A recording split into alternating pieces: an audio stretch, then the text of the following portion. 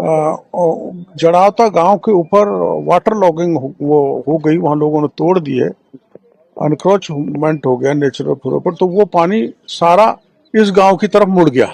और इस गांव की तरफ मुड़ जाने के कारण, क्योंकि मिट्टी ऐसी है, वहीं से नदी बनास में पानी जाता तो कटती चली गई। पानी के कारण मिट्टी का कटाव सबसे बड़ा कारण है।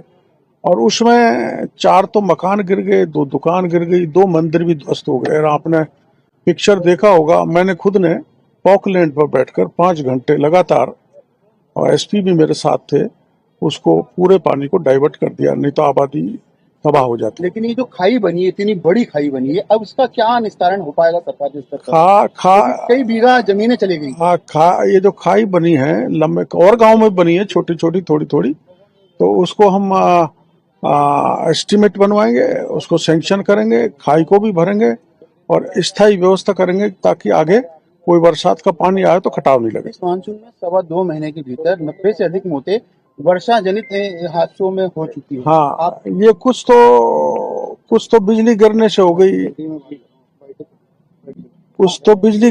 गई, कुछ रील लेने से हो गई, कुछ असावधानी बरतने से हो गई, और कुछ एक्सीडेंटल हो गई। तो ये जो मौतें हुई हैं, उनको प्रत्येक को आपदा प्रबंधन के जो गाइडलाइंस हैं, उसके हिसाब से 5 लाख रुपए की आर्थिक सहायता दी जाएगी। मकान वाले को मकान की सहायता दी जाएगी, कच्चा पक्का सब, फसल खराबे की दी जाएगी, और जो टूट फूट हो गई है उसका जीर्णोद्धार कराया जाएगा। लास्ट सवाल, अभी अमित शाह जी का एक इंटरव्यू हुआ है हमारे वहाँ, उन्होंने जो अपने दायरा संविधान संशोधन 130 है उसके ऊपर बोला, जो कांग्रेस सवाल उठा रही है कि जो दागी है, जो पुलिस में जो गिरफ्तार हो जाएंगे, वो पद पर ना रहे, जेल में रहकर, उसके ऊपर जो सवाल उठे उस पर बहुत कुछ क्लियर करा है।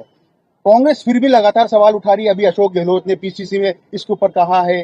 क्या देखते हो आपके कि लगातार ये संविधान जो संशोधन अच्छे के लिए किया जा रहा था ताकि भ्रष्टाचार खत्म हो, उसको लेकर अशोक गहलोत समेत जो तमाम, चाहे राहुल गांधी हो, सवाल उठा रहे हैं? किस तरह ऐसा है, ये अपराध और भ्रष्टाचार को खत्म करने के लिए केंद्र सरकार का सबसे बड़ा कदम है। इनको मैं कहना चाहूंगा, चाहे राहुल गांधी हो, चाहे गहलोत साहब हो, इनको प्रेरणा लेनी चाहिए लाल बहादुर शास्त्री से।